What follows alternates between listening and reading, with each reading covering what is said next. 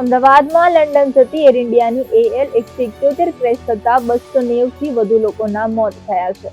આ વિમાન દુર્ઘટના બાદ તેનું બ્લેક બોક્સ મળી આવ્યું છે. અમદાવાદ વિમાન દુર્ઘટના બાદ કાટમાળ હટાવવામાં આવી રહ્યો છે. અમદાવાદમાં જ્યાં વિમાન દુર્ઘટના થઈ તે જગ્યા પર ફોરેન્સિકની ટીમ પણ પહોંચી ગઈ છે. તમામ અવશેષોનું બારીકાઈથી નિરીક્ષણ કરવામાં આવી રહ્યું છે. કોઈપણ વિમાન અકસ્માતની તપાસમાં બ્લેક બોક્સ સૌથી મહત્વપૂર્ણ ભૂમિકા ભજવે છે.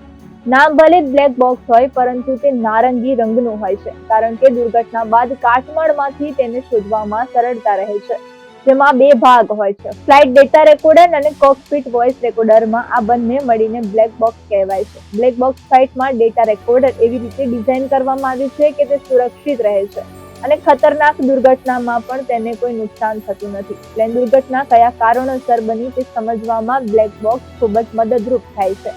બ્લેક બોક્સ થકી જ પાયલોટની ભૂલ, ટેકનિકલ ખામી, હવામાન અથવા બાહ્ય હુમલાઓને ઓળખવામાં મદદ કરે છે.